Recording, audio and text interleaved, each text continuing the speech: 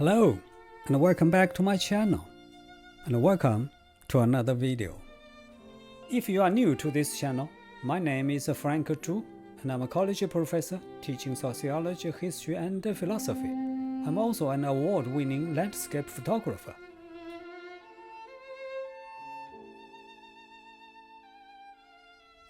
We often hear philosophers, or wise people like them, warning us of the danger of listening only to our emotions. Many philosophers have written about how our emotions can cloud our judgment and lead to bad behavior. We are told that emotions are the enemy of reason, and they often lead us to do bad things and make wrong decisions. A lot of people seem to have been convinced. As a result, they want to learn how to let their reason control their emotions. In fact, I believe the major reason why some of you are watching philosophy videos such as this one is perhaps to avoid doing bad things and making wrong decisions. They want to become more thoughtful and rational in order to understand life better and live a more meaningful life. Don't let your heart rule your head, every philosophy professor seems to be telling us.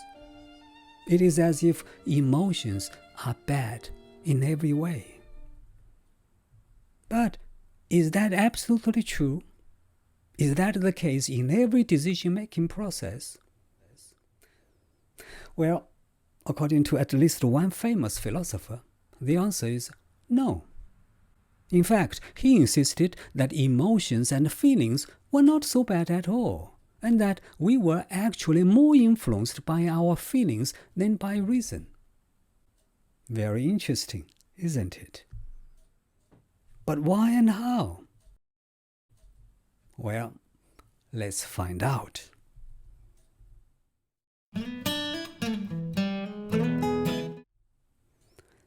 The philosopher I'm referring to is David Hume. Living in the 18th century Great Britain, Hume is considered one of the most important intellectuals in the history of philosophy. He was a philosopher, historian, economist, and essayist.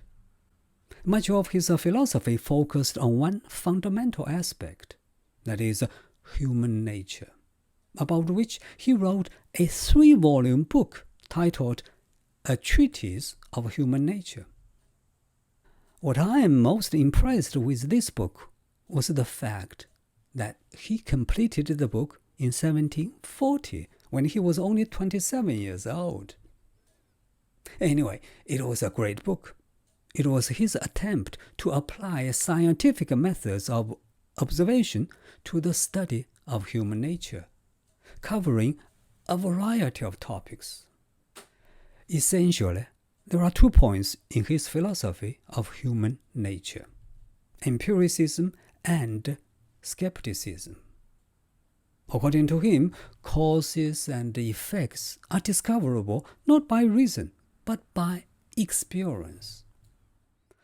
All ideas are derived from experience. He also argued that all the sciences had some relation to human nature. His skeptical philosophy was perhaps even more famous, which influenced many later philosophers such as Immanuel Kant. He argued that we could not know anything about the world with certainty because there was no rational justification for most of what we believe. What we know as knowledge, he claimed, is actually based on habits of thought.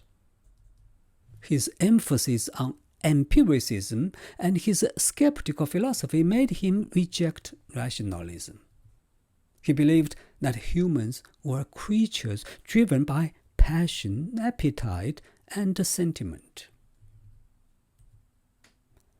In terms of human behavior, Hume claimed that it was a passion that drove people to do what they do. According to him, not only was it a fact that we were more ruled by heart than by head, but we could also become a lot happier to accept the fact than to deny it. Rationality only made life boring, he argued.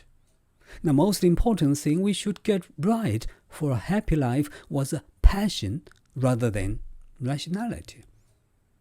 To many of us nowadays, this argument sounds strange because we are told by many philosophers that a meaningful life needs for us to train our minds to be as rational as possible, to look for evidence and logical reasoning for everything we do.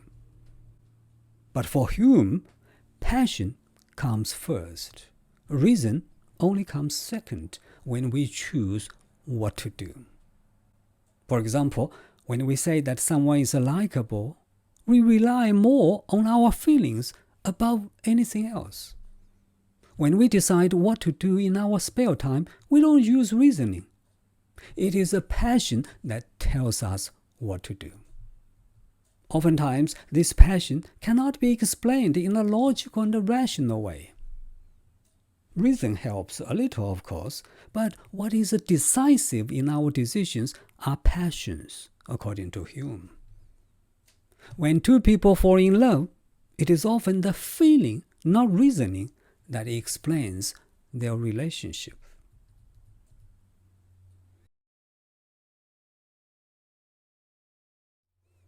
According to Hume, our reason came from our conviction, not the other way around.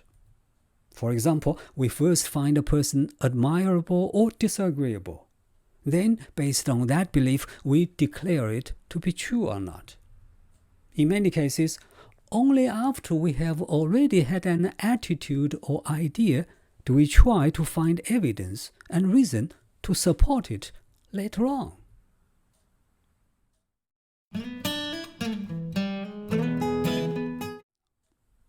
However, though feelings and emotions are important in influencing our behavior, not all feelings are equally good or acceptable.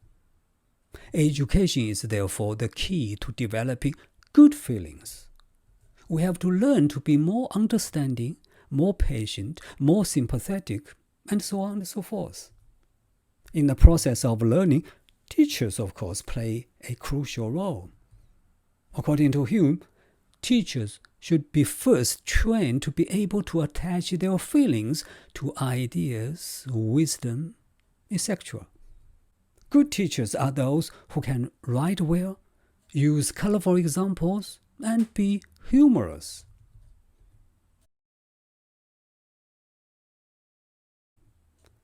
In Hume's opinion, since we are all influenced more by passions, using reason is not the most effective strategy to change people's beliefs.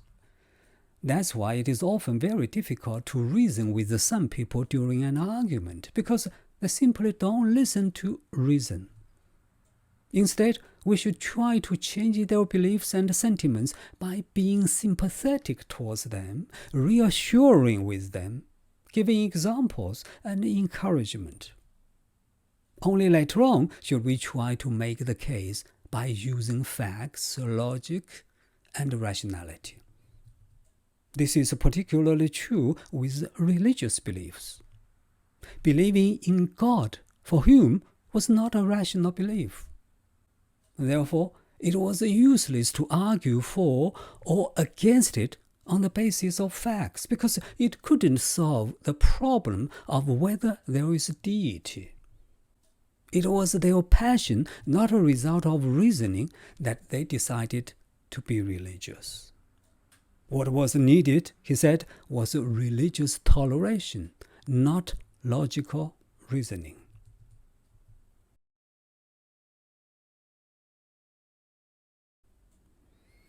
Of course, not every philosopher held the same view as Hume about the role of passion in our decision-making process. Plato, for example, described emotion and reason as two horses pulling us in opposite directions.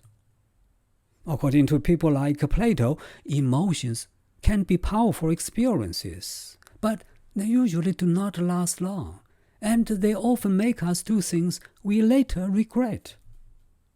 For instance, at one moment we get angry at a fellow worker and want to yell at them. A few moments later, we wish we had acted more rationally and regret that we lost our temper. Thus, doing something that you do not want to do is a typical example of irrationality. To put it another way, emotions make us irrational. Therefore, emotions are the enemy of reason, and we should never let our heart rule our head. There are also other people, such as Aristotle, Spinoza, and myself, who argue that both emotions and reasoning play important roles. According to these people, emotions and reasoning have complementary strengths. Emotions can provide initial insights, while logical reasoning can help refine those insights and ensure they are based in reality. In my opinion, relying solely on either can lead to problems. For instance, over-reliance on emotions can lead to impulsive decisions, which can be dangerous, while over-reliance on logical reasoning can lead to paralysis, which hinders quick decision-making when an immediate action is needed. In some situations, speed is the priority, such as in a battlefield. In others, a methodical and logical approach is necessary, such as during a scientific experiment. The most effective approach is to learn to balance emotions and logical reasoning. This means that you should be aware of when to trust your gut feelings and when to engage in most rigorous logical thinking and analysis. Anyway, what do you think? Would you rather let your head rule your heart or the other way around? I'd love to hear from you. Please leave your comments down below.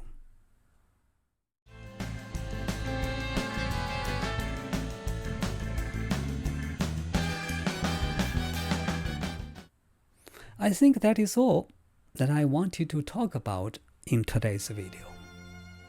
As always, thank you so much for watching, and hopefully I'll see you in the next video.